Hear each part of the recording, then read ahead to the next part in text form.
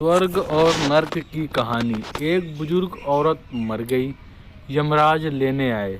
औरत ने यमराज से पूछा, आप मुझे स्वर्ग ले जाएंगे या नरक? यमराज बोले, दोनों में से कहीं नहीं। तुमने इस जन्म में बहुत ही अच्छे कर्म किए हैं, इसलिए मैं तुम्हें सीधे प्रभु के धाम ले जा रहा हूँ। बुजुर्ग औरत खुश हो गई और बोली, धन्यवाद, पर मेरी आपसे एक विनती है। मैंने यहाँ धरती पर सबसे स्वर्ग और नरक के बारे में बहुत सुना है, इसलिए मैं एक बार दोनों जगहों को देखना चाहती हूँ। यमराज बोले, तुम्हारे कर्म अच्छे हैं, इसलिए मैं तुम्हारी इच्छा पूरी करता हूँ। चलो, हम स्वर्ग और नरक के रास्ते होते हुए प्रभु के धाम चलेंगे। दोनों चल पड़े। सबसे पहले नरक आया। नरक में बुजुर्ग औरतों ने ज़ोर ज़ोर से लोगों के रोने की आवाज़ सुनी।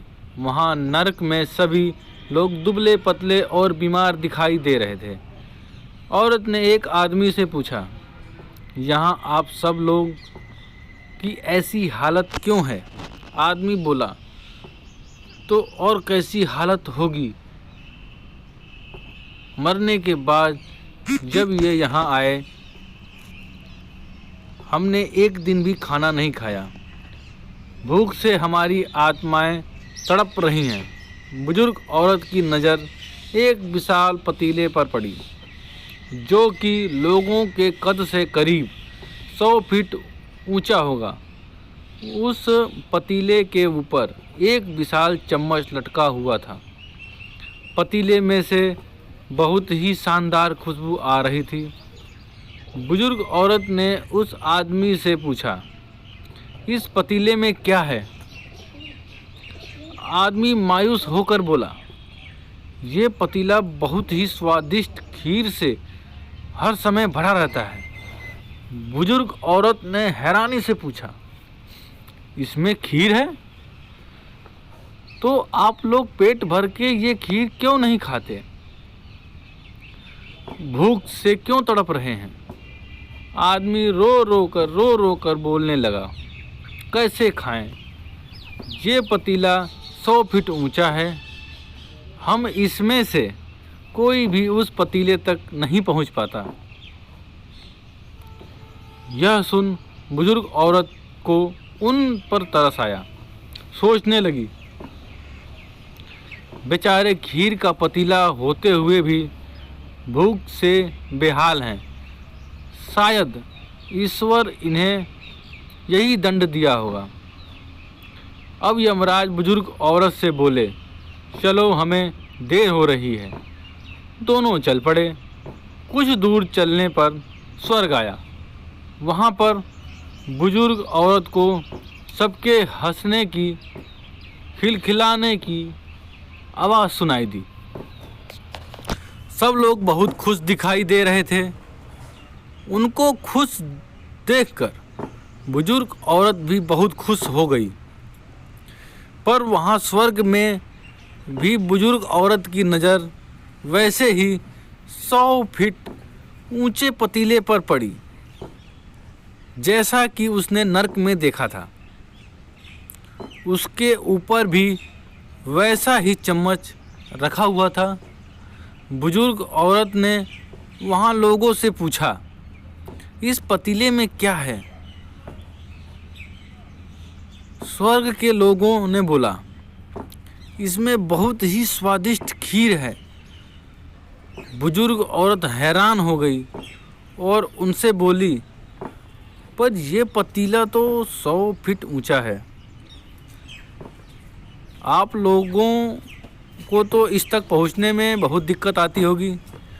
उस हिसाब से तो आप लोगों को खाना मिलता नहीं होगा। आप लोग भूख से बेहाल होंगे। पर मुझे तो सब बहुत खुश लग रहे हैं। ऐसा कैसे? इसमें से एक व्यक्ति बोला, हम सब लोग तो इस पतीले में से पेट भर कर खीर खाते हैं औरत बोली, पर कैसे? पतीला तो बहुत ऊंचा है। व्यक्ति बोला, तो क्या हुआ? पतीला ऊंचा है तो यहाँ पर कितने सारे पेड़ खड़े हैं। हमने इन पेड़ों की लकड़ियों को काटा, उसको काटकर एक विशाल सीढ़ी का निर्माण किया। उस लकड़ी के सीढ़ी के सहारे हम पतीले तक पहुँचते हैं और सब मिलकर खीर का आनंद लेते हैं। बुजुर्ग औरत यमराज की तरफ देखने लगी। यमराज मुस्कुराए और बोले, ईश्वर ने स्वर्ग और नरक मनुष्य के हाथ में सौंप रखा है।